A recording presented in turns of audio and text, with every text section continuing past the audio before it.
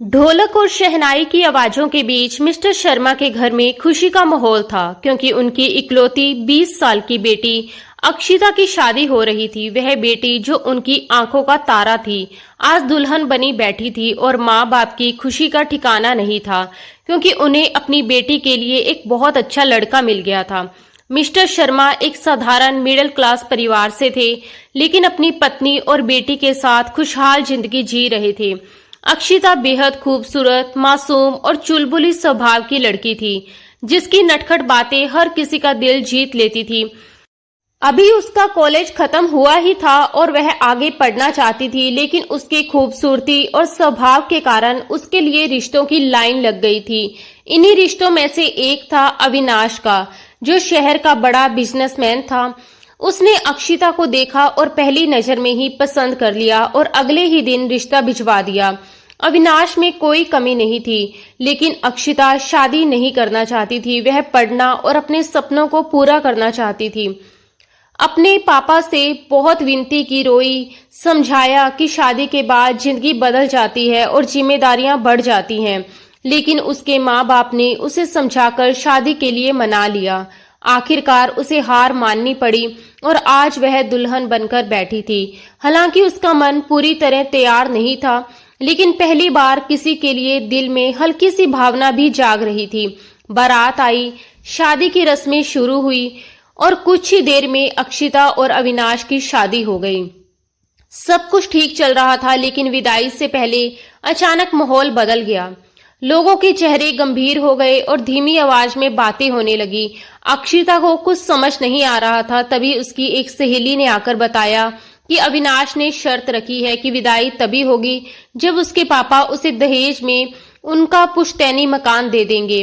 ये सुनकर अक्षिता के पैरों तले जमीन खिसक गई, क्योंकि वह मकान उनके परिवार की पीढ़ियों की निशानी था। वह तुरंत अपने पापा के पास गई और पूछा तो उन्होंने बात टालने की कोशिश की, लेकिन उनकी आंखों की बेचैनी सब कुछ बता रही थी। तभी अविनाश वहां आया और साफ साफ कहा कि उसे उस मकान की लोकेशन चाहिए, क्योंकि वह उसे तोड़कर वहां अपना ऑफिस बनाना चाहता है। ये सुनकर अक्षिता को बहुत बड़ा झटका लगा। उसे समझ आ गया कि ये शादी सिर्फ एक सौदा बनकर रह गई है। उसने हिम्मत जुटाई और साफ शब्दों में कह दिया कि वह अपने माँ बाप का घर किसी भी कीमत पर नहीं टूटने देगी, चाहे इसके लिए उसे इस शादी को ही क्यों ना ठुकराना पड़े। उसने अविनाश से कहा कि अगर उसे अपने साथ ले जाना है तो बिना किसी शर्त के ले जाए, वरना ये यहाँ से जा सकता है, क्योंकि उसके लिए उसके माँ बाप की इज्जत और उनका घर किसी भी रिश्ते से ज्यादा महत्वपूर्ण है। अक्षिता, होश में तो हो? ये कैसी बातें कर रही हो? मिस्टर शर्मा ने घबराकर आगे बढ़ते हुए उसे चुप कराना चाहा, लेकिन अब अक्षिता रुकने वाली नहीं थी। माहौल पहले ही तनाव से भर चुका था और सबकी नजरें उसी पर टिकी थी। तभी अविनाश गुस्से से बोला, अपनी लड़की को समझा लो। अगर आज मैं यहाँ से चला गया तो तुम्हारी बेटी पूरी जिंदगी कुंवारी बैठी रह जाएगी। उसकी बात में साफ धमकी थी, लेकिन अक्षिता बिना डरे पूरी मजबूती से बोली, मंजूर है मुझे, लेकिन अपने पापा को दुख देकर मैं अपनी जिंदगी शुरू नहीं कर सकती। उसकी आवाज में इतना आत्मविश्वास था कि वहां मौजूद हर कोई कुछ पल के लिए चुप हो गया। बात इतनी बढ़ गई कि अविनाश गुस्से में वहां से निकल गया और जाते जाते धमकी देकर गया, या तो उसे दहेज में वह मकान मिलेगा, वरना 1-2 दिन में तलाक के पेपर भेज दिए जाएंगे। लेकिन अक्षिता अपने फैसले पर अड़िग रही।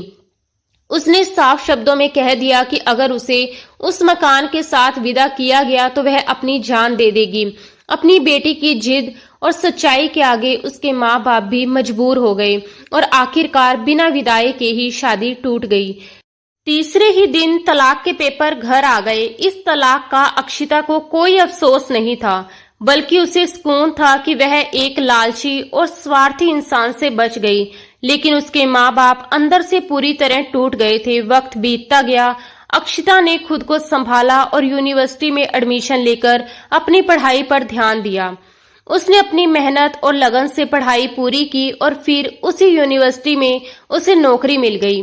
देखते ही देखते 9 साल गुजर गए, लेकिन उसके माँ बाप को अब भी उसकी शादी की चिंता सताती रही। इस दौरान कई रिश्ते आए, लेकिन तलाक का टैग लग जाने की वजह से कोई भी रिश्ता सही नहीं लगा और धीरे धीरे अक्षिता ने शादी के बारे में सोचना ही छोड़ दिया। अब वह पूरी तरह अपने काम और अपने असूलों में जीने लगी थी।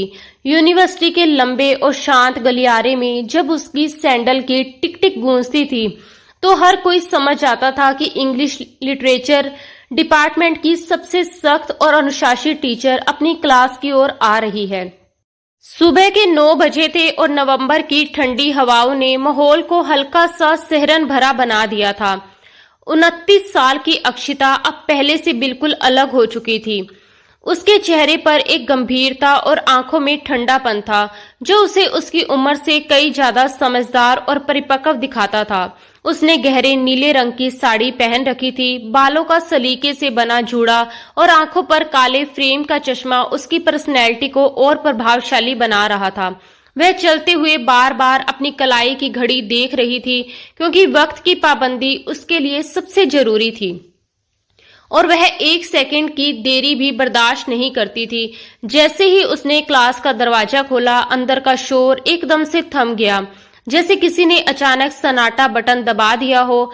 जो स्टूडेंट अभी तक हंसी मजाक कर रहे थे तुरंत अपनी सीट पर सीधे बैठ गए क्योंकि वे जानते थे कि मिस अक्षिता की क्लास में अनुशासन सबसे ऊपर है। यहाँ सांस लेने की इजाजत है लेकिन लापरवाही की नहीं। अक्षिता ने डाइस पर अपनी फाइल थोड़े सख्त अंदाज में रखी और पूरी क्लास पर एक नजर डाली। उसकी नजरें हमेशा की तरह हर स्टूडेंट को परखती हुई आगे बढ़ रही थी, लेकिन तभी उसकी नजर तीसरी लाइन में बैठे एक नए चेहरे पर जाकर ठहर गई। ये चेहरा उसने पहले कभी कैंपस में नहीं देखा था। वह लड़का करीब 22 से 23 साल का लग रहा था, लेकिन उसके बैठने का तरीका बाकी स्टूडेंट से बिल्कुल अलग था। उसमें एक अजीब सा कॉन्फिडेंस और ठहराव था। उसने सफेद शर्ट की आस्तीन कोहनियों तक मोड़ रखी थी और उसके बाल हल्के से बिखरे हुए थे जो उसे और आकर्षक बना रहे थे। वह कोई और नहीं बल्कि सौरव भारद्वाज था, यूनिवर्सिटी के सबसे बड़े ट्रस्टी का बेटा, बेहद अमीर परिवार से ताल्लुक रखने वाला, लेकिन इस वक्त वह सिर्फ एक स्टूडेंट के रूप में वहां बैठा था। सबसे अलग बात यह थी कि जहां बाकी सभी स्टूडेंट अक्षिता से नजरें चुराने की कोशिश कर रहे थे, वहीं सौरव भारद्वाज बिना झिझक लगातार उसे देख रहा था। उसकी आंखों में ना डर था ना घबराहट, बल्कि एक गहरी जिज्ञासा और अजीब सा सुकून था, जैसे वह अक्षिता के चेहरे के हर भाव को समझने और पढ़ने की कोशिश कर रहा हो। अक्षिता को उसकी ये बेशर्मी और लगातार घूरने की आदत बिल्कुल पसंद नहीं आई। उसने हल्का सा अपना चश्मा ठीक किया, खुद को संयत किया और अटेंडेंस रजिस्टर खोलते हुए सख्त लहजे में कहा कि आज हमारी क्लास में कुछ नए चेहरे नजर आ रहे हैं। उम्मीद है कि वे यहाँ के नियम और अनुशासन को जल्दी समझ जाएंगे, वरना उन्हें समझाने का तरीका मुझे अच्छी तरह आता है।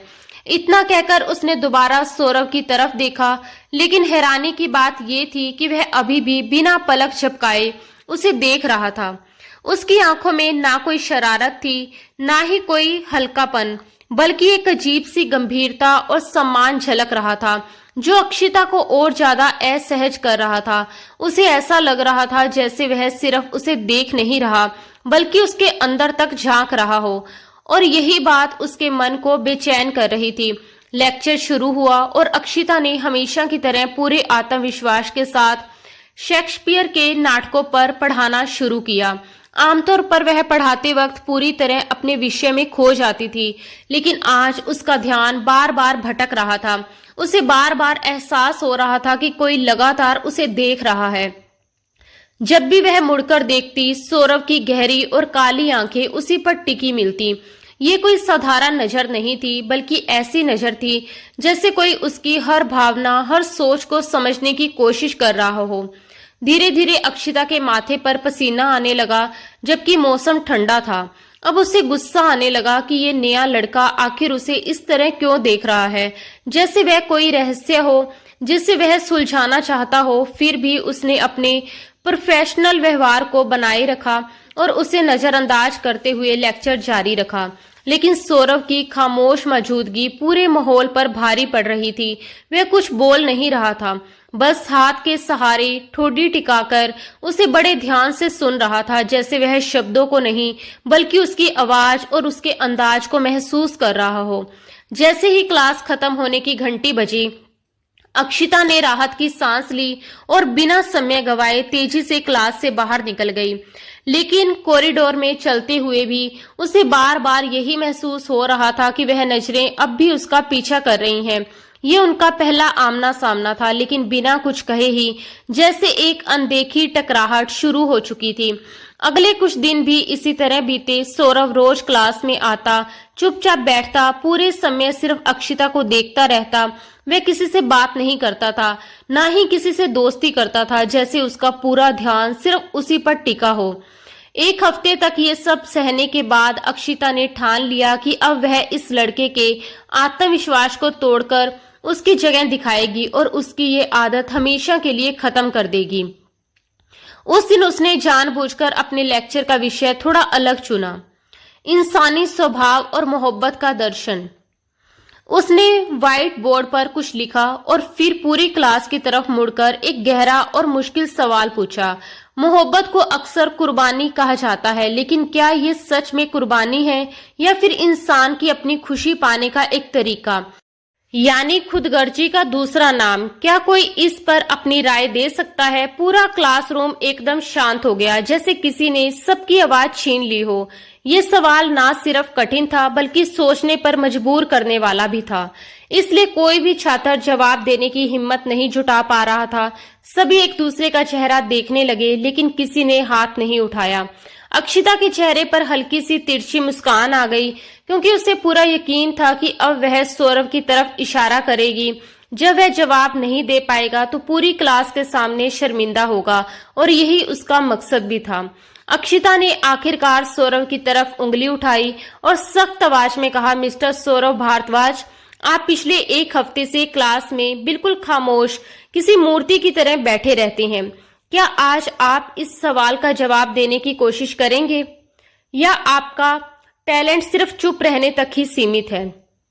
उसकी आवाज में चुनौती साफ झलक रही थी। पूरी क्लास की नजरें अब सौरभ पर टिक गई। सौरभ धीरे से अपनी सीट से खड़ा हुआ, लेकिन उसके चेहरे पर ना कोई घबराहट थी और ना ही कोई जल्दबाजी, बल्कि एक हल्की, शांत और आत्मविश्वास से भरी मुस्कान थी, जिसने अक्षिता को और ज्यादा चिढ़ा दिया। उसने बहुत सधे हुए अंदाज में बोलना शुरू किया। उसकी गहरी आवाज पूरे क्लासरूम के सन्नाटे में साफ गूंज उठी। मैडम, आपका नजरिया किताबों तक सीमित है, लेकिन हकीकत उससे कई ज्यादा गहरी होती है। मोहब्बत ना तो खुदगर्जी होती है और ना ही सिर्फ कुर्बानी का नाम है।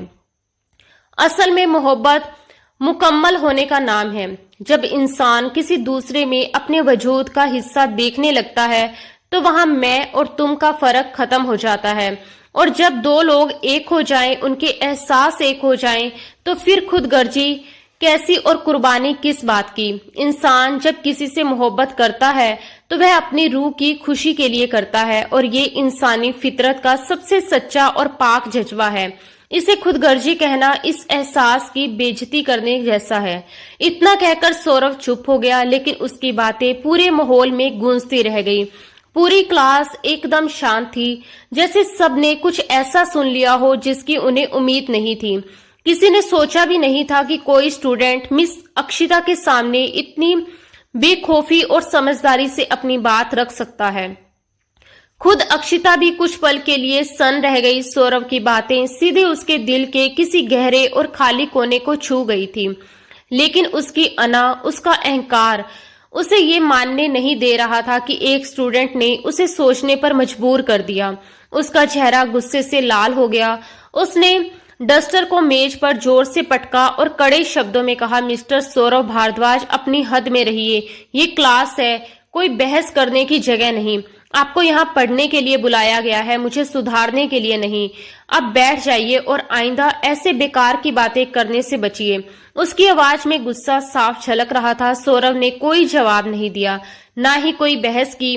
उसने बस हल्के से सिर झुकाया। वहीं शांत मुस्कान उसके चेहरे पर बनी रही और वह वापस अपनी सीट पर बैठ गया, लेकिन उसकी वह मुस्कुराहट अक्षिता को अंदर तक परेशान कर गई।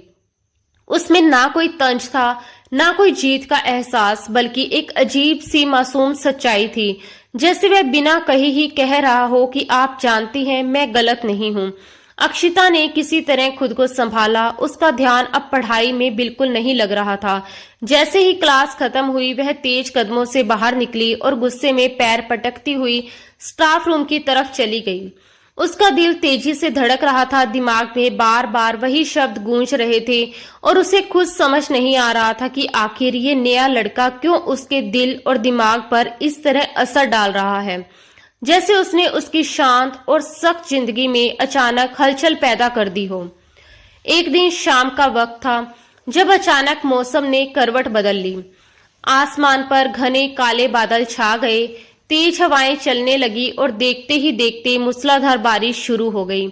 यूनिवर्सिटी से निकलकर अक्षिता अपनी गाड़ी में बैठी और घर के लिए रवाना हो गई। लेकिन बारिश इतनी तेज थी कि वाइपर चलाने के बावजूद उसे सामने का रास्ता ठीक से दिखाई नहीं दे रहा था। सड़कें पानी से भर चुकी थी और ट्रैफिक इतनी बुरी तरह जाम था कि गाड़ियां इंच इंच करके आगे बढ़ रही थी और फिर रुक जा रही थी। अक्षिता को जल्दी घर पहुंचना था क्योंकि उसे अंधेरा, तूफान और अकेलापन हमेशा से डराते थे। जैसे ही वह शहर के एक सुनसान इलाके में पहुंची, अचानक उसकी गाड़ी ने जोर का झटका खाया और इंजन बंद हो गया। उसके हाथ पांव ठंडे पड़ गए। उसने बार बार चाबी घुमाई लेकिन गाड़ी स्टार्ट नहीं हुई। बाहर तेज बारिश, चारों तरफ अंधेरा, वह बिल्कुल अकेली। ना आसपास कोई इंसान, ना कोई दुकान, ना कोई मैकेनिक। उसका मोबाइल भी सिग्नल ना होने की वजह से बेकार हो चुका था। डर ने धीरे धीरे उसके दिल को जकड़ लिया। वह स्टीयरिंग पर सिर रखकर रोने ही वाली थी कि तभी अचानक उसकी गाड़ी के शीशे पर किसी ने दस्तक दी। वह एकदम से घबरा गई और कांपती हुई नजरों से बाहर देखने लगी। बारिश के धुंधले माहौल में एक भारी बाइक उसकी गाड़ी के पास खड़ी थी और एक हेलमेट पहना हुआ आदमी खिड़की के पास खड़ा होकर उसे शीशा नीचे करने का इशारा कर रहा था। डरते डरते उसने शीशा थोड़ा सा नीचे किया और जैसे ही उस आदमी ने अपना हेलमेट उतारा, अक्षिता की आंखें हैरानी से फैल गई। वह सौरव था। बारिश में पूरी तरह भीगा हुआ, उसके बाल माथे से चिपके हुए थे और पानी की बूंदें उसके चेहरे से टपक रही थी। उसने तेज आवाज में कहा, मैडम, गाड़ी खराब हो गई है क्या? अक्षिता को अपनी आंखों पर यकीन ही नहीं हो रहा था कि वह यहाँ कैसे आ गया। उसने हकलाते हुए जवाब दिया, हाँ, शायद इंजन में पानी चला गया। सौरव ने बिना समय गवाए कहा, आप चिंता मत कीजिए, मैं देखता हूँ, और अपनी बाइक स्टैंड पर लगाकर गाड़ी के बोनट की तरफ बढ़ गया। तेज बारिश में भीगते हुए भी वह अपनी परवाह किए बिना गाड़ी के तार और इंजन चेक करने लगा। तभी अचानक उसके मुंह से दर्द भरी आवाज निकली और उसने झटके से अपना हाथ पीछे खींच लिया। उसकी उंगली से खून तेजी से बहने लगा, जो बारिश के पानी में मिलकर बह रहा था। ये देखकर अक्षिता घबरा गई और बिना सोचे समझे गाड़ी से बाहर निकल आई। सौरव उसे देखकर तुरंत बोला, आप बाहर क्यों आ गई? आप भीग जाएंगी, अंदर बैठिए। लेकिन अक्षिता ने उसकी बात अनसुनी करते हुए घबराहट में उसका हाथ पकड़ लिया और बोली, सौरव, तुम्हें चोट लगी है, दिखाओ कहाँ लगी। उसकी आवाज में चिंता साफ झलक रही थी। उसने जल्दी से अपने दुपट्टे से उसका खून साफ करना शुरू कर दिया। घाव काफी गहरा था, शायद किसी नुकीले लोहे से उसकी उंगली कट गई थी। उसने चिंता भरे लहजे में कहा, तुम्हें डॉक्टर के पास जाना चाहिए, अगर जंग लगा लोहा हुआ तो इन्फेक्शन हो सकता है। लेकिन सौरव ने हल्की मुस्कान के साथ कहा, मैं ठीक हूँ, आप गाड़ी में बैठिए, आप ठंड से कांप रही हैं। सच में ठंडी हवा और भीगने की वजह से अक्षिता का शरीर हल्का हल्का कांप रहा था। तभी अचानक उसे अपनी कमर के पास कुछ अजीब सा एहसास हुआ, जैसे कोई चीज रेंग रही हो। जहां वे खड़े थे वहां पानी जमा था और शायद कोई कीड़ा उसके पैरों से होते हुए ऊपर तक पहुंच गया था। ये महसूस होते ही उसके मुंह से एक जोरदार चीख निकल गई। वह घबराकर सीधे सौरव के सीने से जाकर चिपक गई। उसकी इस अचानक हरकत से सौरव भी एक पल के लिए बिल्कुल स्थिर रह गया। उसे समझ नहीं आया कि हुआ क्या है। उसने धीरे से पूछा, मैडम, आप ठीक तो हैं? उसके हाथ हवा में ही रुके हुए थे। उसने अभी तक उसे छुआ भी नहीं था। कांपती हुई आवाज में अक्षिता बोली, सौरभ मेरी पीठ पर कुछ है। अब सौरभ को बात समझ आ गई। उसने बहुत शांत और नरम आवाज में कहा, ठीक है, अब बिल्कुल हिलिए मत, मैं देखता हूं। उसने बहुत सावधानी से अपना हाथ उसके कुर्ते के नीचे कमर तक ले जाकर उस कीड़े को हटाने की कोशिश की। उसके हाथों का स्पर्श महसूस होते ही अक्षिता के पूरे शरीर में जैसे बिजली दौड़ गई। दोनों के दिल इतनी तेजी से धड़क रहे थे जैसे अभी बाहर आ जाएंगे। भीगी हुई हालत, ठंडी हवा और इस नजदीकी ने माहौल को और भी गहरा बना दिया था। सौरभ खुद को संभालने की पूरी कोशिश कर रहा था। उसने धीरे धीरे हाथ आगे बढ़ाया और आखिरकार वह छोटा सा कीड़ा उसकी मुट्ठी में आ गया। उसने तुरंत कहा, रिलैक्स हो जाइए, कीड़ा निकल गया है, और धीरे से उसे अपने से अलग किया।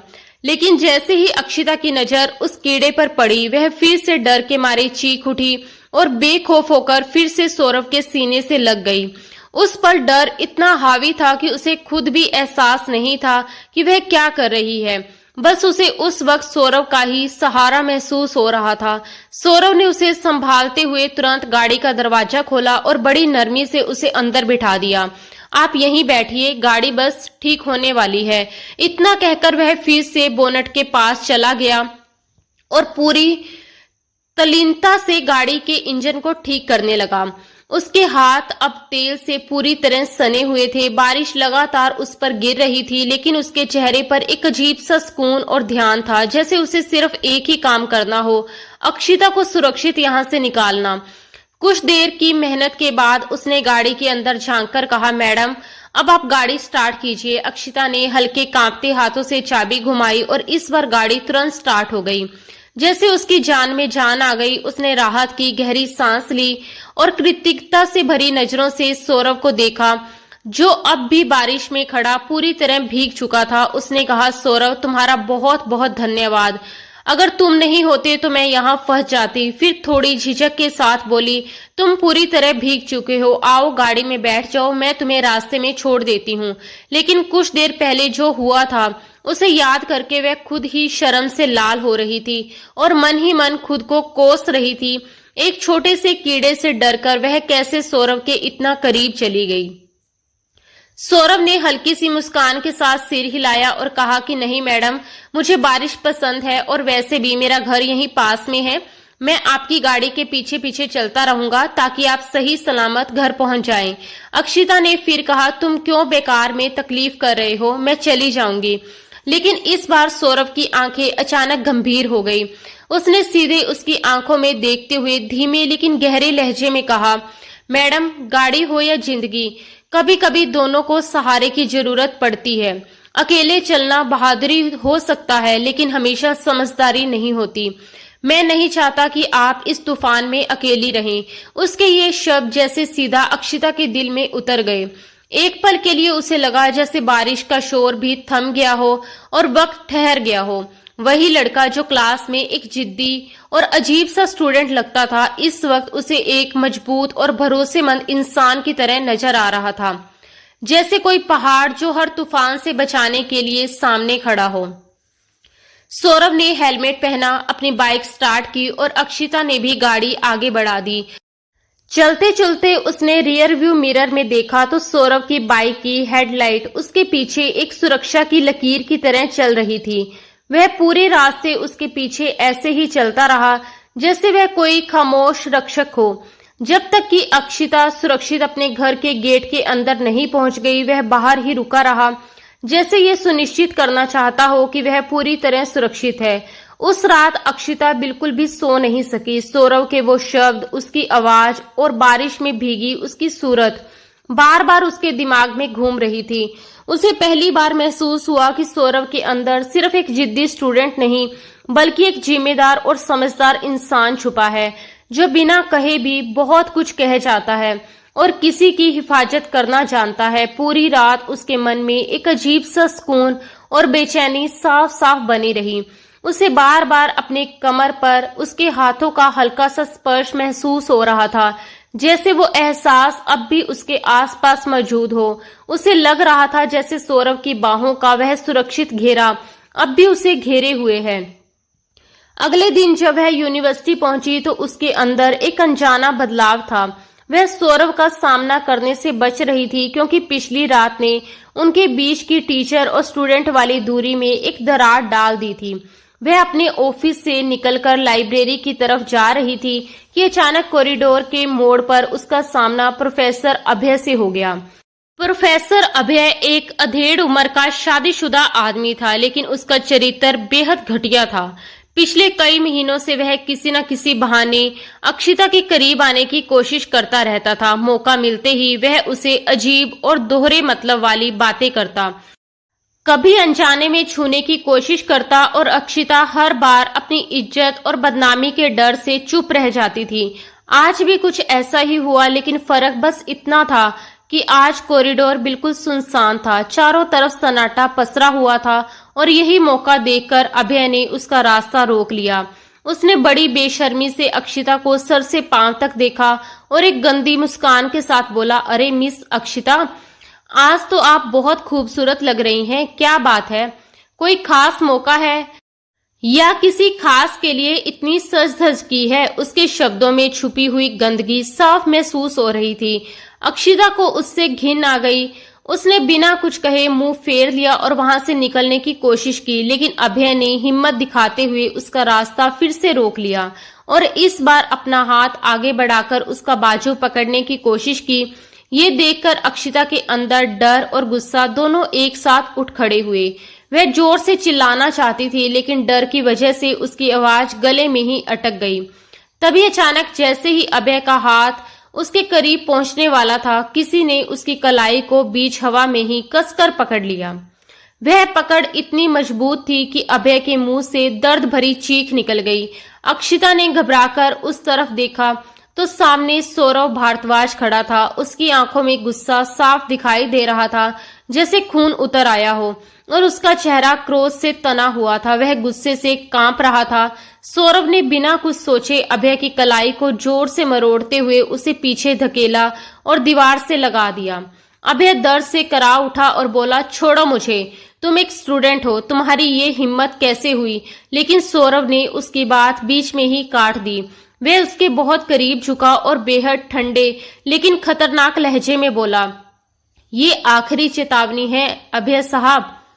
अगर अगली बार आपकी नजर भी मैडम पर गलत उठी या आप उनके पास आने की कोशिश भी की, तो मैं ये भूल जाऊंगा कि आप टीचर हैं और मैं स्टूडेंट। मैं आपको ऐसी हालत में पहुंचा दूंगा कि आप खुद को आईने में देखने लायक भी नहीं रहेंगे। उसकी आवाज धीमी थी, लेकिन उसमें इतना गुस्सा और यकीन था कि अभय के होश उड़ गए। वह जानता था कि सौरव कोई आम लड़का नहीं है। वह एक बड़े और रसूखदार परिवार से है और अगर उसने कुछ कर दिया तो उसे कोई बचा नहीं पाएगा। सौरव ने झटके से उसका हाथ छोड़ दिया। अभय लड़खड़ाता हुआ पीछे हट गया, गिरते गिरते बचा और बिना कुछ कहे जल्दी से वहां से भाग गया। अब कॉरिडोर में सिर्फ अक्षिता और सौरव रह गए थे। अक्षिता दीवार के सहारे खड़ी थी। उसका पूरा शरीर कांप रहा था और चेहरा डर से पीला पड़ चुका था। सौरव ने जैसे ही उसे देखा, उसका गुस्सा तुरंत चिंता में बदल गया।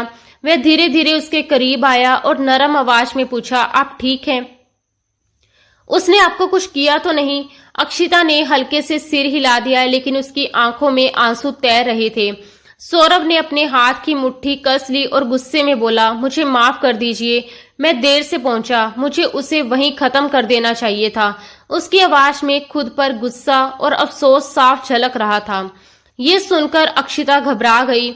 उसने तुरंत उसकी तरफ देखा और कांपती हुई आवाज में बोली, सौरव, तुमने क्या कर दिया? वो एक प्रोफेसर हैं, वो तुम्हारा करियर बर्बाद कर सकता है। तुम्हें मेरे मामले में नहीं पड़ना चाहिए था।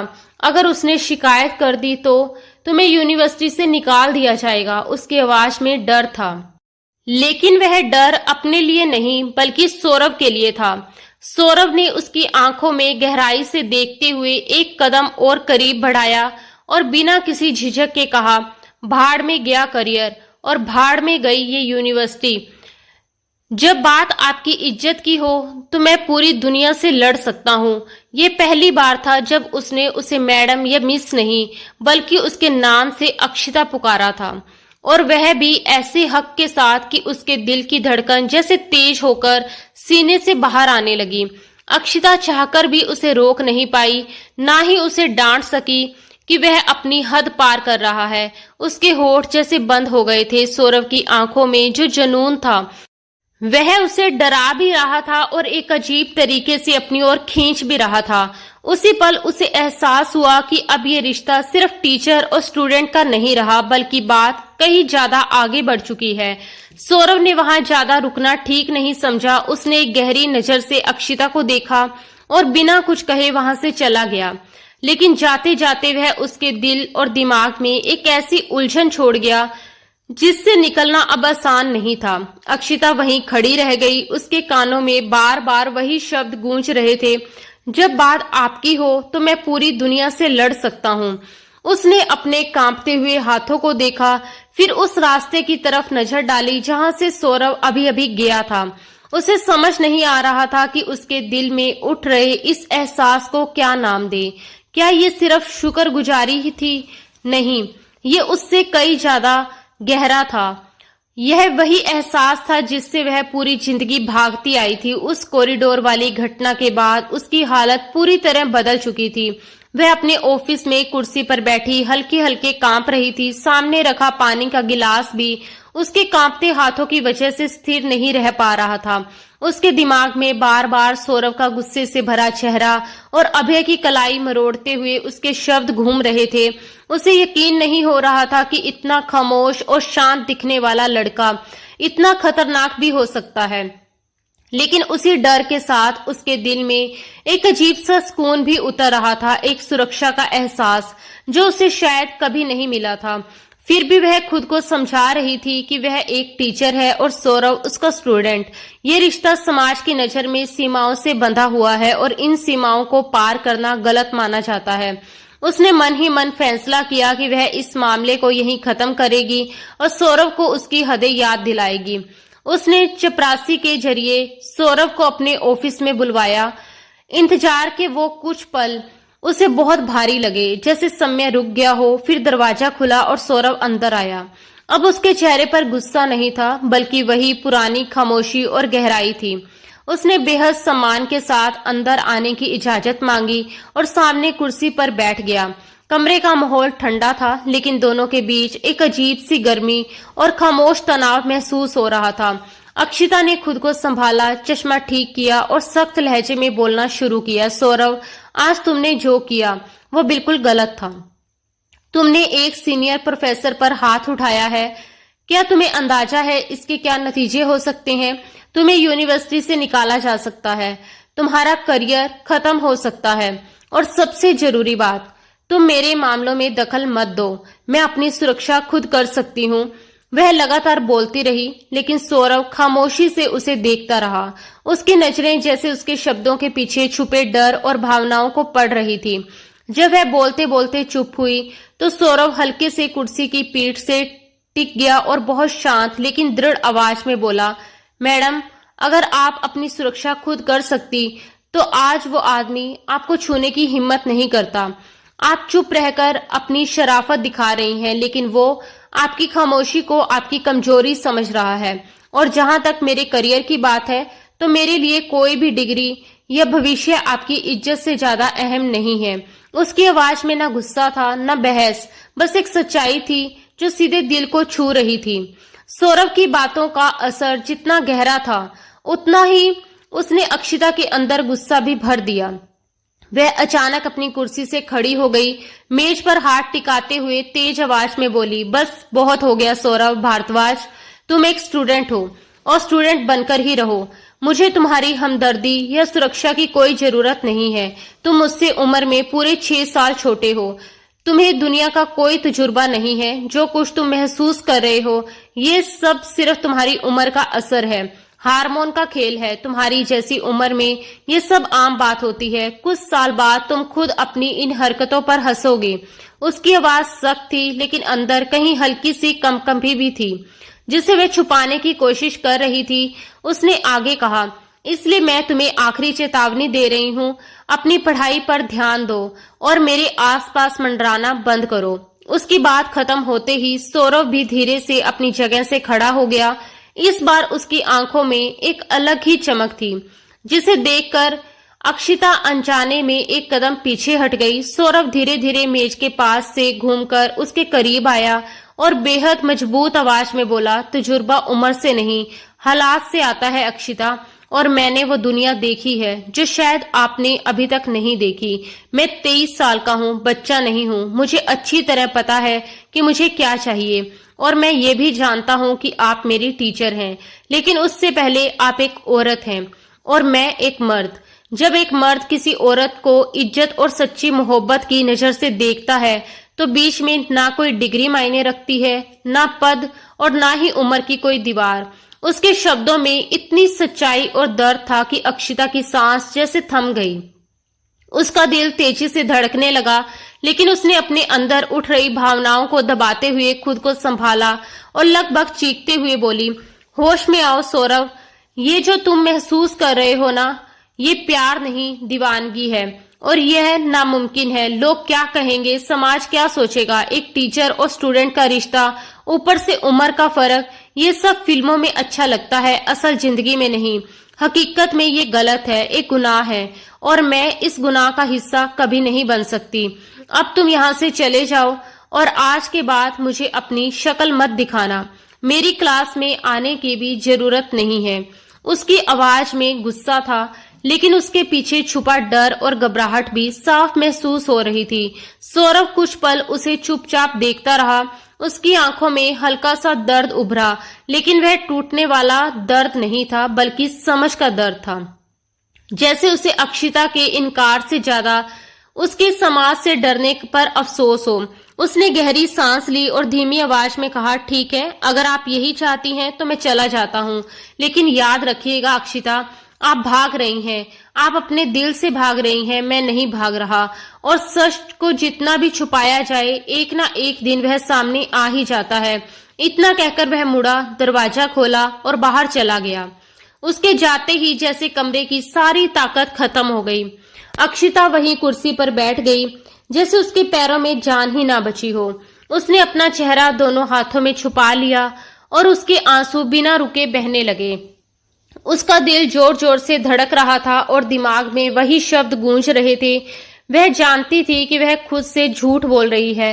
वह जानती थी कि सौरभ की बातें उसे अंदर तक छू गई है, लेकिन फिर भी वह उन जंजीरों को तोड़ने की हिम्मत नहीं जुटा पा रही थी जो समाज एक औरत के पैरों में उसके जन्म के साथ ही डाल देता है। अगले एक हफ्ते तक यूनिवर्सिटी का हर दिन अक्षिता के लिए बेहद भारी और तकलीफ भरा बन गया। उसने खुद ही सौरभ को अपनी जिंदगी और क्लास से दूर जाने के लिए कहा था, और सौरभ ने बिना कोई सवाल किए उसकी बात मान भी ली थी। वह अब क्लास में नहीं आता था, लेकिन अब उसी खालीपन ने अक्षिता को बेचैन करना शुरू कर दिया था। जब भी वह क्लास में जाती, उसकी नजरें अनजाने में तीसरी लाइन की उस सीट पर चली जाती जहां सौरभ बैठा करता था, लेकिन हर बार वहां खाली कुर्सी उसे चुभ जाती। वह खाली सीट जैसे उसे ताना मार रही हो, जैसे उसकी खामोशी बहुत कुछ कह रही हो। क्लास में सब कुछ पहले जैसा था, स्टूडेंट्स, किताबें, लेक्चर, लेकिन फिर भी सब अधूरा लगने लगा था। कई बार पढ़ाते पढ़ाते वह अचानक रुक जाती, क्योंकि उसे सौरभ के सवाल याद आने लगते। उसे महसूस होने लगा कि जैसे उसकी जिंदगी में कुछ बहुत जरूरी चीज निकल गई हो। कॉरिडोर में चलते हुए हर आहट पर उसे लगता कि शायद सौरभ पीछे आ रहा है, लेकिन जैसे ही वह मुड़कर देखती, वहां कोई नहीं होता।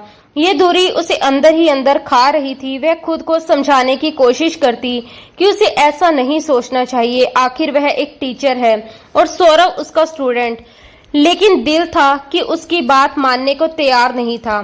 बारिश होती तो उसे वह रात याद आ जाती जब सौरभ ने उसे उस तूफान में अकेला नहीं छोड़ा था, जब वह उसके लिए एक रक्षक बनकर खड़ा था। कोई किताब खोलती तो उसे मोहब्बत पर सौरभ के कहे हुए शब्द याद आ जाते। धीरे धीरे वह एक अजीब सी बेचैनी और खालीपन में घिरती जा रही थी। उसे पहली बार समझ आया कि मोहब्बत सिर्फ किसी के साथ होने से नहीं, बल्कि उसके दूर होने से भी महसूस होती है। लेकिन जैसे उसकी परीक्षा खत्म होने वाली थी, उसी वक्त उसकी जिंदगी में एक और बड़ा तूफान आ गया। एक सुबह जब वह यूनिवर्सिटी पहुंची तो उसे माहौल कुछ अलग सा लगा। गेट के अंदर आते ही उसने देखा कि स्टूडेंट्स की छोटी छोटी टोलियां उसे देखकर आपस में कुछ फुसफुसा रही हैं। कुछ लड़के अजीब सी मुस्कान के साथ एक दूसरे को देख रहे थे और लड़कियां कानों में कुछ कहकर हंस रही थी। अक्षिता को समझ नहीं आया कि आखिर बात क्या है, लेकिन उसके दिल में एक अजीब सा डर बैठ गया। वह जल्दी जल्दी कदम बढ़ाती हुई स्टाफ रूम की तरफ गई, लेकिन वहां भी माहौल सामान्य नहीं था। जैसे ही वह अंदर गई, अचानक सन्नाटा छा गया। कुछ प्रोफेसर ने उसे देखकर नजरें फेर ली तो कुछ ऐसे दिखाने लगे जैसे वे बहुत व्यस्त हों। अब उसकी बेचैनी और बढ़ गई। तभी डिपार्टमेंट के चपरासी ने आकर कहा कि प्रिंसिपल साहब ने उसे तुरंत अपने ऑफिस में बुलाया है। ये सुनते ही उसका दिल जोर से धड़कने लगा। वह घबराई हुई प्रिंसिपल के ऑफिस की ओर बढ़ी। रास्ते में जब वह नोटिस बोर्ड के पास पहुंची तो वहां खड़े स्टूडेंट उसे देखते ही अचानक चुप हो गए और साइड में हट गए। जैसे ही उसकी नजर नोटिस बोर्ड पर लगी, कुछ तस्वीरों पर पड़ी, उसके पैरों तले से जमीन खिसक गई। ये वही तस्वीरें थी जब उसकी गाड़ी खराब हुई थी और सौरभ बारिश में भीगकर उसकी मदद कर रहा था। लेकिन उन तस्वीरों को इस तरह लिया गया था कि उनके साथ ऐसे घटिया और भड़काऊ कैप्शन लगाए गए थे कि देखने वाले को कुछ और ही कहानी नजर आ रही थी। नीचे लिखा था, टीचर और स्टूडेंट का रोमांटिक अंदाज, शिक्षा के मंदिर में ये कैसी शर्मनाक हरकत। ये पढ़ते ही अक्षिता का सिर घूम गया। उसे लगा जैसे उसके शरीर से सारी ताकत निकल गई हो।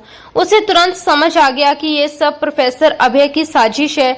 उसने बदला लेने के लिए उसकी इज्जत को पूरे कैंपस के सामने दांव पर लगा दिया था। वह लड़खड़ाते कदमों से किसी तरह प्रिंसिपल के ऑफिस तक पहुंची। अंदर जाकर उसने देखा कि अभय पहले से वहां मौजूद था और उसके चेहरे पर एक चालाक और घटिया मुस्कान थी। प्रिंसिपल, जो पुराने ख्यालों के सख्त इंसान थे, जैसे ही अक्षिता को देखा, उन्होंने गुस्से में मेज पर अखबार और वही तस्वीरें पटक दी और कड़े लहजे में बोले, मिस अक्षिता, ये सब क्या है? मुझे आपसे ऐसी हरकत की बिल्कुल उम्मीद नहीं थी। पूरा कैंपस इन तस्वीरों की बात कर रहा है। पेरेंट्स के फोन आ रहे हैं कि क्या हम अपने बच्चों को ऐसी यूनिवर्सिटी में भेजें जहां टीचर अपने स्टूडेंट के साथ इस तरह का व्यवहार करती है। उनकी आवाज में गुस्सा ही नहीं बल्कि आरोप भी साफ झलक रहा था, जिसने अक्षिता को अंदर तक हिलाकर रख दिया। उसकी आंखों से आंसू लगातार बह रहे थे। वह कांपती हुई आवाज में बोली, सर, ये सब झूठ है, पूरी तरह झूठ। मेरी गाड़ी खराब हो गई थी और सौरभ ने सिर्फ मेरी मदद की थी। ये सब अभय सर की साजिश है। लेकिन प्रिंसिपल ने हाथ उठाकर उसे बीच में ही रोक दिया और सख्त लहजे में बोले, मुझे कोई सफाई नहीं चाहिए। तस्वीरें खुद सब कुछ बयां कर रही हैं और गवाह भी हैं कि वह लड़का आपके ऑफिस में घंटों बैठा रहता है और आपके लिए कुछ भी करने को तैयार रहता है। अब और बदनामी से बचने का सिर्फ एक ही रास्ता है, आप तुरंत इस्तीफा दे दीजिए, यहाँ से चली जाइए। ये सुनते ही अक्षिता के पैरों तले से जमीन खिसक गई। उसकी सालों की मेहनत, उसकी इज्जत, उसका सम्मान, सब कुछ एक पल में बिखरता हुआ उसे महसूस हुआ। तभी अभय ने तंज भरी मुस्कान के साथ कहा, सर, मैं तो पहले ही कहता था इस औरत के लक्षण ठीक नहीं है। बाहर से शरीफ बनती है। उसके शब्द जहर से भरे हुए थे। अक्षिता सिसकियों के बीच कुछ बोल भी नहीं पा रही थी। उसे लग रहा था जैसे वह किसी गहरी खाई में गिर रही है और उसे बचाने वाला कोई नहीं है। कांपते हुए हाथों से उसने इस्तीफे का कागज उठाया, पेन हाथ में लिया। उसके आंसू कागज पर गिरकर स्याही को फैला रहे थे। वह साइन करने ही वाली थी कि अचानक ऑफिस का दरवाजा जोरदार आवाज के साथ खुला, जैसे किसी ने लात मारकर उसे तोड़ दिया हो। अंदर मौजूद सभी लोग चौंक गए। दरवाजे पर सौरभ भारद्वाज खड़ा था। उसके पीछे यूनिवर्सिटी के ट्रस्टी यानी उसके पिता और कुछ सिक्योरिटी गार्ड भी खड़े थे। बिना एक पल गवाए सौरभ तेजी से आगे बढ़ा। उसने अक्षिता के हाथ से पेन छीनकर दूर फेंक दिया और इस्तीफे का कागज उसके सामने ही फाड़कर टुकड़े टुकड़े कर दिया। ये सब इतना अचानक हुआ कि प्रिंसिपल और अभय दोनों स्तंभ रह गए। सौरभ ने प्रिंसिपल की मेज पर दोनों हाथ रखे, आगे झुककर गुस्से से कहा, मिस्टर प्रिंसिपल, आपकी हिम्मत कैसी हुई बिना सच्चाई जाने एक इज्जतदार औरत पर इतना बड़ा इल्जाम लगाने की और इसे इस्तीफा मांगने की। प्रिंसिपल हकलाते हुए कहने लगे, सौरभ बेटा, तुम नहीं जानते ये तस्वीरें। लेकिन सौरभ ने उन्हें बीच में ही रोक दिया और कहा, इन तस्वीरों की सच्चाई मैं बहुत अच्छी तरह जानता हूँ क्योंकि मैं खुद वहां मौजूद था। और ये तस्वीरें, उसने अभय की तरफ उंगली उठाई, इस घटिया इंसान के करतूत हैं जिसने अपनी नीच हरकत छुपाने और बदला लेने के लिए ये सब किया है। अभय कुछ बोलने ही वाला था कि तभी सौरभ के पिता आगे बढ़े और उन्होंने अभय को जोरदार थप्पड़ मार दिया। पूरा कमरा सन्नाटे में डूब गया। उन्होंने गुस्से से कहा, मुझे शर्म आती है कि मेरी यूनिवर्सिटी में ऐसे लोग काम करते हैं जो अपनी ही सहकर्मी औरत की इज्जत उछालते हैं। अभय, तुम्हें इसी वक्त नौकरी से निकाला जाता है और तुम्हारे खिलाफ हरासमेंट का केस भी दर्ज होगा। ये सुनकर अभय के होश उड़ गए। वह गिड़गिड़ाने लगा, लेकिन सिक्योरिटी गार्ड्स उसे पकड़कर बाहर ले गए। अब कमरे में सन्नाटा था और सबकी नजरें सौरभ और अक्षिता पर थी। सौरभ धीरे से उसके सामने घुटनों के बल बैठ गया और बिना किसी झिझक के उसका हाथ पकड़ लिया। अक्षिता ने हल्का सा हाथ खींचने की कोशिश की, लेकिन सौरभ की पकड़ मजबूत थी। उसमें सुरक्षा का एहसास था। उसने नरम आवाज में कहा, अक्षिता, मेरी तरफ देखिए। अक्षिता ने आंसुओं भरी आंखों से उसकी तरफ देखा और उसे वही इंसान नजर आया जो उस रात तूफान में उसका सहारा बना था। सौरभ ने ऊंची आवाज में सबके सामने कहा, ये मिस अक्षिता है, इस यूनिवर्सिटी की सबसे सम्मानित टीचर, और मैं इनकी इज्जत करता हूँ। अगर आज के बाद किसी ने भी इन पर उंगली उठाई या कोई गलत बात की तो मैं ये यूनिवर्सिटी बंद करवा दूंगा। ये सिर्फ मेरी टीचर नहीं है, ये मेरी जिम्मेदारी भी है। उसके शब्दों में इतनी ताकत थी कि कमरे में खड़े हर व्यक्ति ने सिर झुका लिया। सौरभ के पिता ने भी गंभीर होकर प्रिंसिपल से कहा, मिस अक्षिता से तुरंत माफी मांगिए और पूरे कैंपस में नोटिस जारी कीजिए कि ये तस्वीरें गलत और भ्रामक थी। प्रिंसिपल ने शर्मिंदा होकर माफी मांगी। अक्षिता बस सौरभ को देखती रह गई। उस वक्त वह उसे दुनिया का सबसे मजबूत इंसान लग रहा था, जिसने सिर्फ उसे बचाया ही नहीं बल्कि उसकी इज्जत भी लौटा दी। सौरभ ने उसकी आंखों में देखते हुए धीरे से कहा, मैंने कहा था ना, सच एक दिन सामने आ ही जाता है और मैं आपको कभी अकेला नहीं छोड़ूंगा। उसी पल अक्षिता को महसूस हुआ कि उसका दिल अब उसके बस में नहीं रहा। वह उस लड़के के जुनून और सच्चाई के आगे हार चुकी थी। ऑफिस का हंगामा अब शांत हो चुका था, लेकिन उसके बाद की खामोशी और भी गहरी थी। सौरभ और अक्षिता साथ में ऑफिस से बाहर निकले और कॉरिडोर में चलने लगे। अक्षिता को ऐसा लग रहा था जैसे वह जमीन पर नहीं बल्कि हवा में चल रही हो। उसका सिर हल्का हल्का चकरा रहा था और दिल अब भी तेज धड़क रहा था। वह सौरभ के पीछे पीछे चल रही थी, लेकिन अब वह उसे एक स्टूडेंट नहीं बल्कि एक ऐसे मजबूत इंसान के रूप में देख रही थी जिसने अभी अभी उसके लिए पूरी दुनिया से लड़ाई जीत ली हो। सौरभ के कदमों में आत्मविश्वास था, उसके कंधे सीधे थे और उसकी चाल में एक अजीब सा ठहराव और मर्दानगी झलक रही थी। धीरे धीरे दोनों यूनिवर्सिटी के पीछे वाले पार्किंग एरिया तक पहुंच गए, जहां चारों तरफ शांति थी। सूरज की हल्की पीली रोशनी पूरे माहौल को एक खूबसूरत लेकिन भावुक रंग में रंग रही थी। अक्षिता अपनी गाड़ी के पास आकर रुक गई। एक लंबी गहरी सांस लेकर खुद को संभालने की कोशिश करने लगी, क्योंकि अंदर उठ रहा तूफान अब उसके बस से बाहर हो रहा था। उसे लगा कि अब कुछ कहना जरूरी है, वरना ये खामोशी उसे अंदर ही अंदर तोड़ देगी। उसने धीरे से मुड़कर सौरभ की तरफ देखा, जो कुछ कदम दूर खड़ा उसे ही देख रहा था। उसकी आंखों में अब गुस्सा नहीं था, बल्कि एक अजीब सी थकान, दर्द और अधूरी चाहत थी जो किसी भी मजबूत इंसान को कमजोर कर सकती थी। अक्षिता ने अपने सूखे होठों पर जीभ फेरी और धीमी आवाज में बोली, सौरभ, मैं तुम्हारा शुक्रिया कैसे अदा करूं समझ नहीं आ रहा। आज तुमने जो मेरे लिए किया वो शायद कोई नहीं कर सकता था।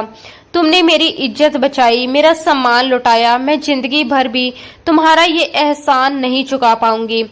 तुम बहुत अच्छे स्टूडेंट हो और एक बहुत अच्छे इंसान भी। उसके मुंह से स्टूडेंट शब्द निकलते ही सौरभ के चेहरे के भाव अचानक बदल गए। उसकी आंखों में छिपा दर्द अब गुस्से में बदल गया। उसने तेजी से 2 कदम आगे बढ़ाए और अक्षिता के बिल्कुल करीब आ गया, इतनी करीब कि उसकी गर्म सांसें अक्षिता के चेहरे को छूने लगी। अक्षिता घबराकर पीछे हटना चाहती थी, लेकिन गाड़ी से टकराकर रुक गई। तभी सौरभ ने अपने दोनों हाथ उसके दोनों तरफ गाड़ी पर टिकाकर उसे अपने घेरे में ले लिया। उसकी आंखों में एक ऐसी आग थी जिसने अक्षिता को वहीं रोक दिया। सौरभ ने भारी आवाज में कहा, बस कीजिए, भगवान के लिए बस कर दीजिए। ये थैंक यू, ये एहसान और ये स्टूडेंट टीचर का रिश्ता अब खत्म कीजिए। मैं थक गया हूँ ये सब सुनते सुनते। क्या आपको सच में लगता है कि मैंने ये सब सिर्फ अपने टीचर के लिए किया? क्या आपको लगता है कि मैंने पूरी यूनिवर्सिटी को दांव पर इसीलिए लगा दिया कि आप मुझे अच्छा स्टूडेंट कह दें? अक्षिता के पास कोई जवाब नहीं था, वो बस उसे देखती रह गई। सौरभ ने आगे कहा, अपनी आंखें खोलिए अक्षिता और मेरे अंदर देखिए। क्या आपको मुझ में सिर्फ एक 22-23 साल का लड़का दिखता है? क्या मेरी मोहब्बत, मेरी दीवानगी, मेरा जुनून आपको सिर्फ एक स्टूडेंट की अच्छाई लगती है? मैंने जो कुछ भी किया वो इस औरत के लिए किया जिसे मैं चाहता हूँ, जिसके लिए मैं दुनिया की हर दीवार तोड़ सकता हूँ।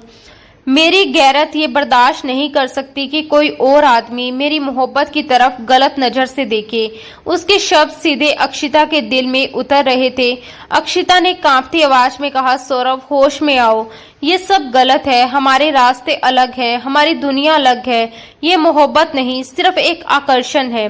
तुम्हारी उम्र ऐसी है कि तुम्हें यही सब प्यार लगता है। सौरभ हल्का सा हंसा, लेकिन उसकी हंसी में कड़वाहट थी। उसने कहा, आकर्षण? आप मेरी मोहब्बत को इतना छोटा नाम देकर उसका अपमान कर रही हैं। उम्र सिर्फ कैलेंडर में लिखी जाती है, दिल में नहीं। क्या मोहब्बत करने के लिए उम्र का मिलना जरूरी है? आप मुझसे 6 साल बड़ी हैं, तो क्या हुआ? क्या इसका मतलब ये है कि मैं आपको समझ नहीं सकता, आपको खुश नहीं रख सकता, आपकी हिफाजत नहीं कर सकता? क्या आपको मुझ में वो मर्द नहीं दिखता जो आपके हर दर्द को अपना बना सके? अक्षिता का दिल बेकाबू हो चुका था। उसकी सारी बनाई हुई दीवारें धीरे धीरे गिरने लगी थी। सौरभ उसके और करीब झुका और धीमी आवाज में बोला, मेरी आंखों में देखकर कहिए कि आपको मुझसे कोई फर्क नहीं पड़ता। कहिए कि जब मैं आपके पास होता हूँ तो आपका दिल नहीं धड़कता। कहिए कि मेरी मौजूदगी आपको परेशान करती है। अगर आपने ये कह दिया तो मैं अभी इसी वक्त चला जाऊंगा और कभी वापस नहीं आऊंगा। अक्षिता ने नजरें चुराने की कोशिश की, लेकिन सौरभ ने नरमी से उसकी ठोड़ी पकड़कर उसका चेहरा अपनी ओर कर लिया। उसकी आंखों में आंसू थे। वह न झूठ बोल पा रही थी, न सच कह पा रही थी। आखिर उसने टूटे हुए लहजे में कहा, मुझे जाने दो सौरभ, मुझे घर जाना है। सौरभ कुछ पल उसे देखता रहा, फिर धीरे से पीछे हट गया और रास्ता छोड़ दिया। लेकिन जाते जाते उसने कहा, आप जा सकती हैं, लेकिन याद रखिएगा आप मुझसे नहीं, खुद से भाग रही हैं। इंसान दुनिया से छुप सकता है, अपने दिल से नहीं।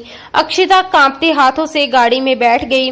उसने एक बार भी पीछे मुड़कर नहीं देखा, क्योंकि उसे डर था कि अगर उसने ऐसा किया तो वह कभी जा नहीं पाएगी। गाड़ी आगे बढ़ गई, लेकिन उसका दिल वहीं पार्किंग में छूट गया। घर पहुंचकर भी उसे सुकून नहीं मिला। जो घर कभी उसका सुरक्षित ठिकाना था, आज वही उसे घुटन देने लगा। जैसे ही वह ड्राइंग रूम में दाखिल हुई, उसने देखा कि उसके माता पिता चुपचाप सोफे पर बैठे हैं। सामने चाय के कप और मिठाई के डिब्बे रखे हैं। स्पष्ट था कि कोई मेहमान अभी अभी गया है।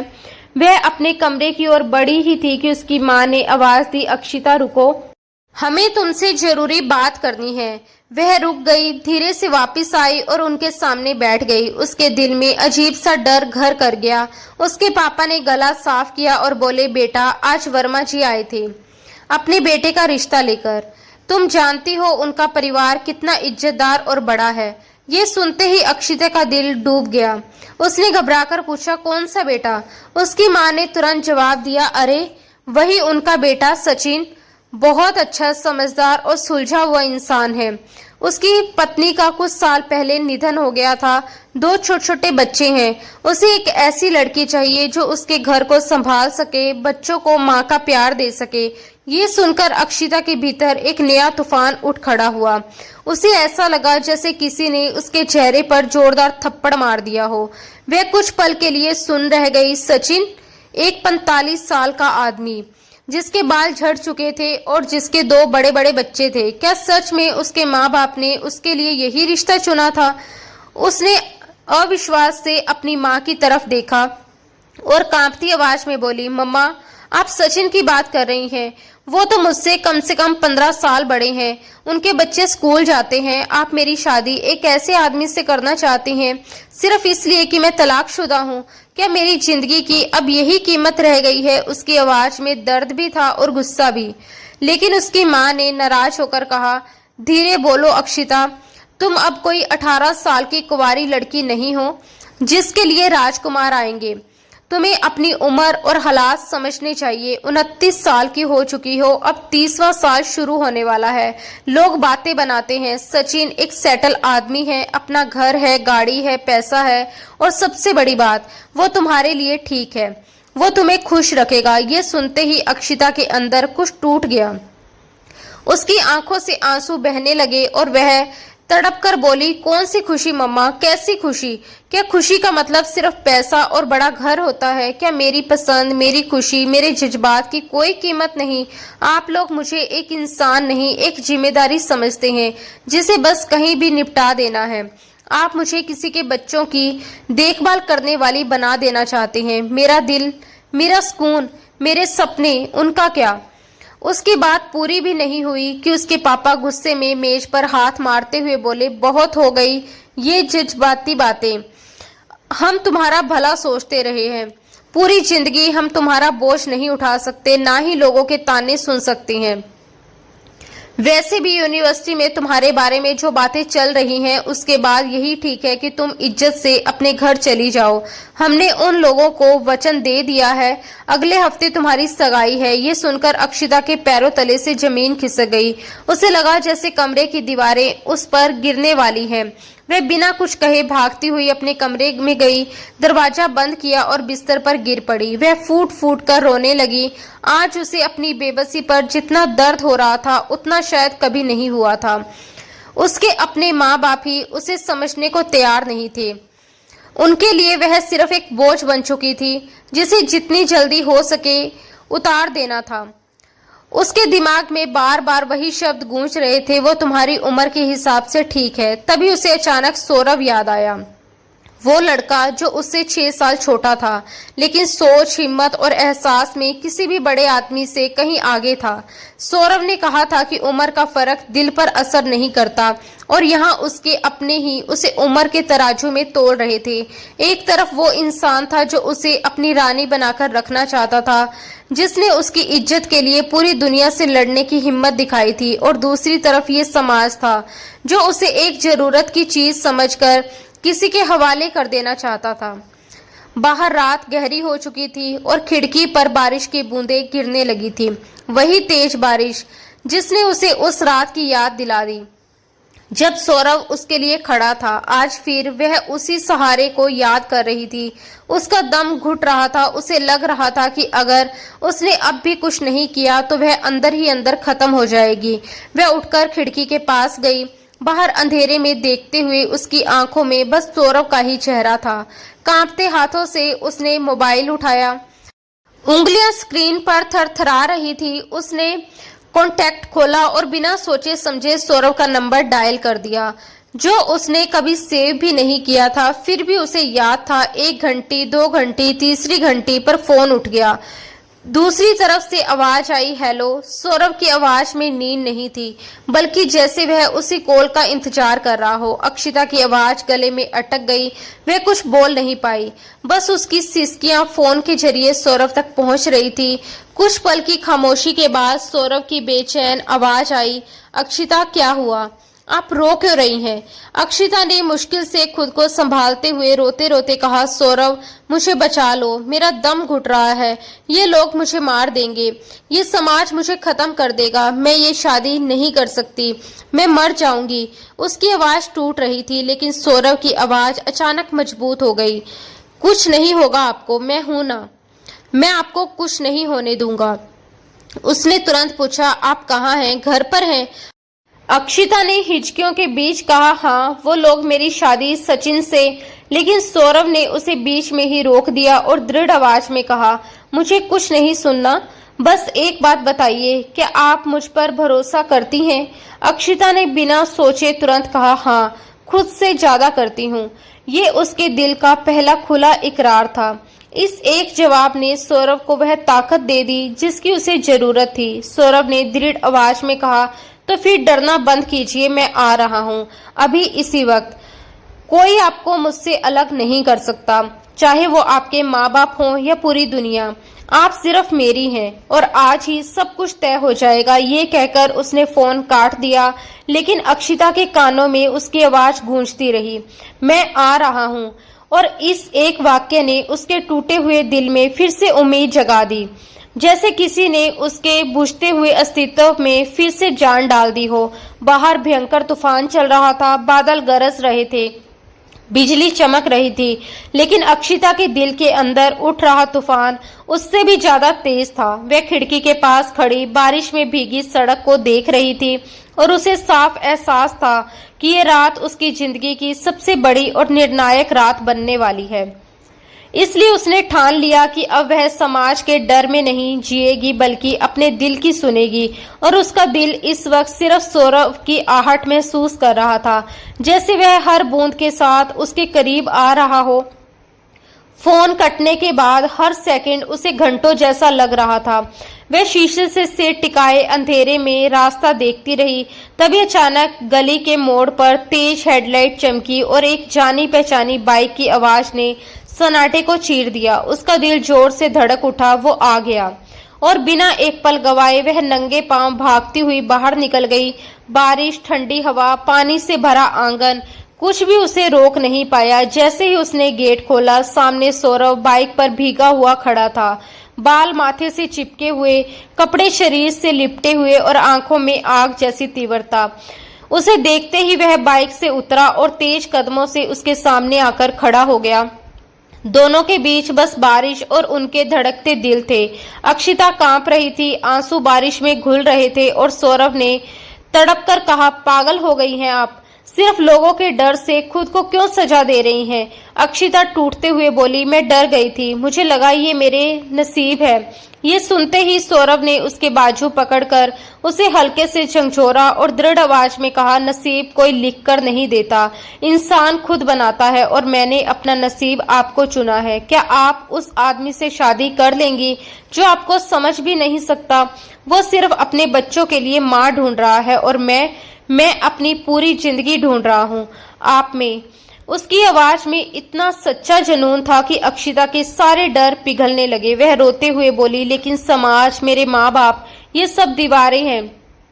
सौरभ ने उसके चेहरे को अपने हाथों में लिया, अपना माथा उसके माथे से टिका दिया और धीमे लहजे में कहा, तो गिर जाने दो इन दीवारों को।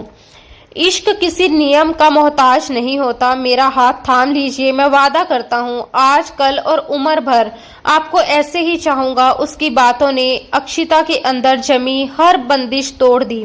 उसने आंखें बंद कर ली और खुद को उसके हवाले कर दिया। उसकी कमर पकड़कर वह उसके सीने से लग गई। यह सिर्फ एक गले लगना नहीं था, ये उसके फैसले का ऐलान था। तभी गेट खुला और उसके माँ बाप बाहर आए। सामने का दृश्य देखकर सन रह गए। उनकी सीधी सादी बेटी बारिश में एक लड़के से लिपटी खड़ी थी। पापा गुस्से में बोले, ये क्या है अक्षिता? लेकिन इस बार सौरभ पीछे नहीं हटा। उसने अक्षिता को अपने पीछे कर लिया और खुद उनके सामने खड़ा होकर साफ और मजबूत आवाज में कहा, अंकल, ये बेशर्मी नहीं, ये सच्चाई है। मैं अक्षिता से मोहब्बत करता हूँ और अब कोई हमें अलग नहीं कर सकता। उसके लहजे में इतनी इज्जत और दृढ़ता थी कि पापा एक पल के लिए रुक गए। सौरभ ने आगे कहा कि मैं उसे छुपाकर नहीं ले जाऊंगा, इज्जत के साथ अपने घर ले जाऊंगा, लेकिन अगर उसे मजबूर किया गया तो मैं खामोश नहीं रहूंगा। अक्षिता ने भी हिम्मत जुटाई। वह सौरभ के पीछे से आगे आई और हिम्मत जुटाकर अपने दिल की बात साफ शब्दों में कह दी। उसने अपने पापा की आंखों में देखते हुए कहा कि वह सचिन से शादी नहीं कर सकती, चाहे कुछ भी हो जाए, क्योंकि उसके लिए अपनी मर्जी के खिलाफ जीना मौत के बराबर है। उसने बिना झिझक ये भी स्वीकार कर लिया कि सौरभ उसका चुनाव है और अगर ये समाज की नजर में गलत है तो उसे ये गलती भी मंजूर है। उस रात बारिश तो थम गई, लेकिन असली तूफान उसके बाद शुरू हुआ। आने वाले कुछ दिन लगातार तकरार, तानों और विरोध से भरे रहे, मगर इस बार अक्षिता अकेली नहीं थी। सौरभ हर कदम पर उसके साथ खड़ा था। उसने अपने परिवार को साथ लाकर ये साबित कर दिया कि उसका प्यार कोई जिद नहीं बल्कि एक सच्चा फैसला है। उसके पापा ने भी बेटे की खुशी को समझते हुए पूरे सम्मान के साथ रिश्ता मंजूर किया। वहीं अक्षिता के माता पिता ने भी समाज के डर और लोगों की बातों के बीच धीरे धीरे हार मान ली, क्योंकि उन्हें अपनी बेटी की आंखों में पहली बार सच्ची खुशी नजर आई थी। आखिरकार वह दिन भी आ गया जब अक्षिता दुल्हन बनकर सजी। लाल जोड़े में उसका चेहरा सिर्फ खूबसूरत ही नहीं बल्कि सुकून और जीत की चमक से भरा हुआ था। और जब सौरभ शेरवानी पहनकर उसके सामने आया तो ऐसा लगा जैसे उसकी हर जंग का इनाम उसे मिल गया हो। शादी की रस्में हंसी और आंसुओं के बीच पूरी हुई, लेकिन इस बार उसकी विदाई में दर्द कम और नए जीवन की खुशी ज्यादा थी। जब वह सौरभ के घर पहुंची तो हर तरफ उसका स्वागत प्यार और सम्मान से हुआ। और रात को जब वह अपने कमरे में बैठी इस नए सफर के बारे में सोच रही थी, तब सौरभ उसके पास आया। उसकी आंखों में वही सुकून था जो एक जीत के बाद मिलता है। उसने प्यार से उसका घूंघट उठाया, उसके हाथ अपने हाथों में लिए और धीरे से कहा, अब कोई डर नहीं, अब ये रिश्ता सिर्फ एक ख्वाब नहीं बल्कि उनकी जीती हुई हकीकत है। अक्षिता की आंखों में खुशी के आंसू आ गए, जिन्हें सौरभ ने मुस्कुराकर पोंछ दिया और वादा किया कि अब उसकी जिंदगी में सिर्फ खुशियां होंगी। फिर हल्की सी शरारत के साथ उसने एक अंगूठी पहनाते हुए कहा कि आखिर उसने अपनी टीचर को जिंदगी का सबसे बड़ा सबक सिखा ही दिया कि सच्चा इश्क ना उम्र देखता है, ना समाज, ना रिश्तों की सीमाएं। वह सिर्फ दिल से होता है और दिल तक पहुंचता है। दोनों की हंसी, उनकी बातें और वह सुकून भरा पल इस बात की गवाही दे रहे थे कि उन्होंने हर मुश्किल को पार कर लिया।